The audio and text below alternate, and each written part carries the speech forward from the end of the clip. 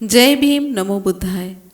आप देख रहे हैं आपका अपना चैनल अनमोल इतिहास। स्वागत है आप सभी का आपके अपने चैनल में। जिस प्रकार से मानव का क्रमिक विकास यानी कि डार्विन का सिद्धांत हुआ है, उसी प्रकार मानव सभ्यता और मानव संस्कृति का क्रमिक विकास हुआ है। अब जब मानव का क्रमिक विकास हुआ है तो उसकी भाषा और लिपि का भी क्रमिक विकास हुआ। मानव सभ्यता का पहला साक्ष्य पाषाण काल में मिला, लेकिन उस सभ्यता की किसी भी भाषा लिपि का साक्ष्य प्राप्त नहीं हुआ है।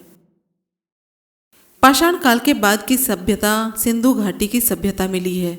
उस सभ्यता की भी क्या भाषा थी वह किसी को पता नहीं है, लेकिन उस सभ्यता की लिपि क्या थी वह आज सबको पता है, जो कि पट्टियां ना होने के कारण पढ़ी नहीं गई है। इस वजह से उस समय की जानकारी आज किसी को भी नहीं है।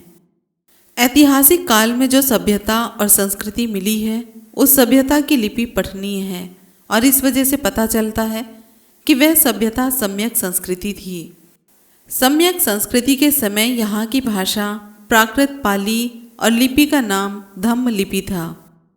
लेकिन सम्यक संस्कृति के समय कुछ विदेशी शासकों का भी यहाँ आना हुआ था, जो सम्यक संस्कृति में दूध और पानी के समान विलीन हो गए। वैसे विदेशी शासकों के वंशजों को आज खोजना पानी में दूध खोजने के समान ही कहा जा सकता है। वे सभी विदेशी शासक जब यहाँ की सत्ता व्यवस्था पर बैठे थे तो यहाँ की सम्यक पाली प्राकृत भाषा को कुछ नए शब्द दिए थे।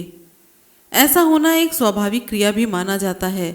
जैसे कोई व्यक्ति है जो उत्तर भारत की हिंदी बोलने वाला है और वह दक्षिण भारत के किसी गैर हिंदी बोले जाने वाले क्षेत्रों में किसी बड़ी कंपनी का प्रबंधक बन जाता है। उसके बाद उस कंपनी में काम करने वाले हजारों कर्मचारी प्रबंधक के संपर्क में आ जाते हैं, जिससे हिंदी भाषा प्रबंधक और गैर हिंदी भाषी क्षेत्र के हजारों कर्मचारियों के बीच निरंतर वार्तालाप जारी हो जाता है। अब बहुसंख्यक कर्मचारी की भाषा का सबसे ज़्यादा प्रभाव अकेला प्रबंधक पर पड़ता है, तो अकेला प्रबंधक भी सभी कर्मचारियों को बार बार मार्गदर्शन देने के बजाय उसकी भाषा द्वारा कुछ प्रभाव सभी कर्मचारियों पर डालता है। यह एक सामान्य क्रिया व प्रतिक्रिया है।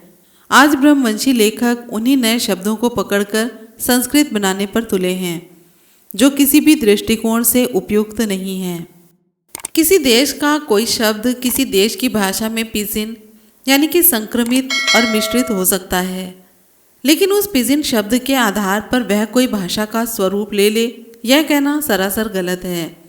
ये बात ब्रह्मवंशी ही कह सकता है, क्योंकि उसको तो अपने काल्पनिक पूर्वजों को पूर्वकालिक स्थापित जो करना है।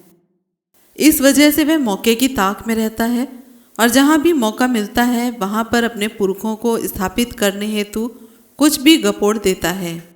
ऐसे झूठ पर सजग और सचेत रहना होगा, क्योंकि एक समय यूरोपीय साम्राज्य का समूचे पृथ्वी पर शासन था, जिस वजह से यूरोप की भाषा के बहुत सारे शब्दों का संक्रमण यानी कि पिजन विश्व के कई देशों की मुख्य भाषा में या क्षेत्रीय भाषा में हुआ था, जैसे ticket, train, shirt, pant, lipstick, glass आदि।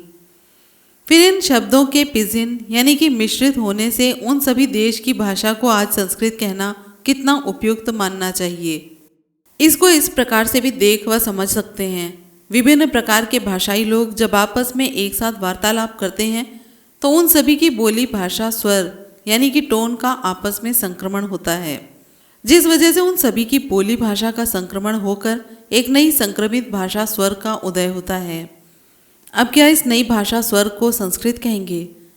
जैसे उदाहरण द्वारा समझें, मुंबई शहर में विभिन्न प्रदेशों के भाषा बोली जाने वाले लोगों का रहना होता है, जिस वजह से उन सभी लोगों की बोली भाषा संक्रमित होकर मराठी से अलग मुंबई की भाषा बन गई है।